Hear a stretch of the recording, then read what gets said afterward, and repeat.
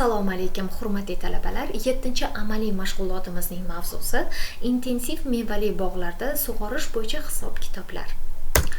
Meva daraxtlarining qancha suv sarflashi iqlim omillari, o'simlikning biologiyasi, yoshi, hosilning miqdori va qo'llaniladigan agrotexnikaga qarab belgilanadi. Masalan, issiq iqlimli sharoitda o'sadigan daraxtlar ko'proq suv sarflaydi. Yog'ingarchiligi ko'proq bo'lgan iqlimda o'sadigan daraxtlar esa suvni kamroq talab qiladi. Kam sug'orilib tuproqda nam yetishmay qolgan taqdirda meva daraxtlari sekinroq o'sadi. Ular kam barg chiqaradi va hosili kamayadi. Mevalar esa yaxshi saqlanmaydi. Xazonrezgilik erta tushadi. Meva daraxtlari uchun tuproq namligi dala nam sig'imiga nisbatan 70-75% bo'lsa qulay hisoblanadi. Agarda yillik yog'in miqdori 450 mm dan ko'p bo'ladigan hududlarda meva daraxtlarini sug'orilmay o'stirish ham mumkin bo'ladi. O'zbekistonda meva ekinlari 4 usulda sug'oriladi. Bular pololib sug'orish, hovuzcha shaklida sug'orish, bostirib sug'orish hamda jo'yaklab sug'orish. Sug'orish me'yori va mavsumda beriladigan suv miqdori meva daraxtlarining yoshiga, tuproqning mexanik tarkibiga, uning donadorligiga, sizot suvlarining sathiga, hosilning ko'p kamligiga qarab belgilanadi. Yosh bog'lar uchun amalda qo'llanilib kelingan sug'orish me'yorlari gektariga 500 kubometrdir. Hosilga kirgan bog'lar uchun esa 800 ming kubometrga chegarasida o'zgarib turadi. Shag'al toshli sizot suvlari yaqin joylashgan yerlarda sug'orish me'yorlari gektariga 300 hamda 500 kubometrgacha kamaytiriladi. Bog' barpo qilgandan birinchi yili ko'chatlar 8-13 marta sug'oriladi.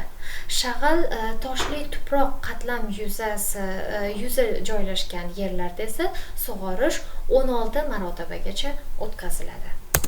Sizot suvlari yaqin joylashgan o'tloq tuproqli yerlarda bog'lar 6-8 marta sug'oriladi.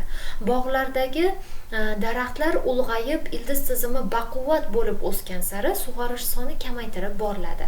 Chunki ular ildizi o'sgan sari sizot suvlarga yetib boradi, lekin shag'al toshli qumoq tuproqlarda sug'orishlar soni 12 martagacha va undan ham ziyodroq. O'tloq tuproqli yerlarda esa sizot suvlar sathiga qarab 4-6 martagacha sug'oriladi. O'zbekistonda bog'larni sug'orishning yangi usullari o'rganilib, masalan, tuproq ostidan hamda tomchilatib sug'orish ishlab chiqarishga joriy qilinmoqda. Bu sug'orishlarning usullarining afzalligi ham suvni tejashi, ham ana shu o'simlikka yetarli darajadagi suvni aynan uning ildiz qismining o'ziga yetkazib berishi bilan bog'liqdir. Bog'larda turli usullarda sug'orishning samaradorligini quyidagi jadval orqali ko'rishimiz mumkin. Sug'orish usullarini 5 ta usuldan iborat qilib, birinchi variantda nazorat varianti, ya'ni sug'orilmagan holda o'stirilgan daraxtlarni ko'rishimiz mumkin. Ikkinchi variantimiz esa jo'yaklab, uchinchisi yomg'irlatib, to'rtinchisida tuproq ichidan hamda beshinchisida tomchilatib sug'orishni ko'rishimiz mumkin. Bunda jo'yaklab sug'orishda sug'orishlar soni 3 marta, yomg'irlatibda ham 3 marta, tuproq ichidan 3 marta, tomchilatibda esa 19 marotaba sug'orishlar soni bo'ladi. Sug'orish me'yori esa gektariga jo'yaklabda 700 kubometr, yomg'irlatibda esa 500 kubometr, tuproq ichidan 3 marotaba sug'orilganda 300 kubometr, tomchilatib 19 marotaba sug'orilganda esa 34 kubometr suv sarflanganligini ko'rishimiz mumkin.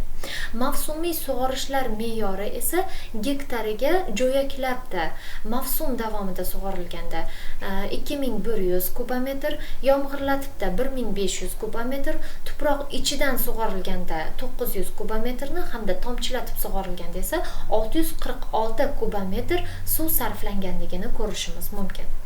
Va hosildorlik esa birinchi nazorat variantimizda, ya'ni umuman sug'orilmagan holatda gektariga 522 tonnani ko'rishimiz mumkin.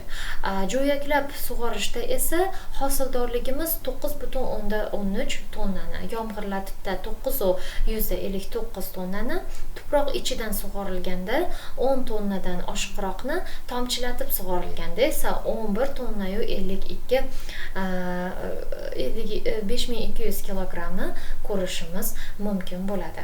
Samaradorlik koeffitsiyenti ham mana shunday belgilar, raqamlar bilan ko'rsatilgan va bu jadvaldan ko'rinib turibdiki, eng samarali usul bo'lib bu tomchilatib sug'orish usuli hisoblanadi. Ya'ni sug'orishlar soni ko'p bo'lganligi bilan sug'orish me'yoridagi sarflanayotgan hamda mavsumiy sug'orish me'yoridagi sarflanayotgan suv miqdori boshqa usullarga nisbatan ancha kam, ammo hosildorlik boshqa usullarga nisbatan ancha yuqoriligi bilan afzallikka ega ekanligini ko'rishimiz mumkin.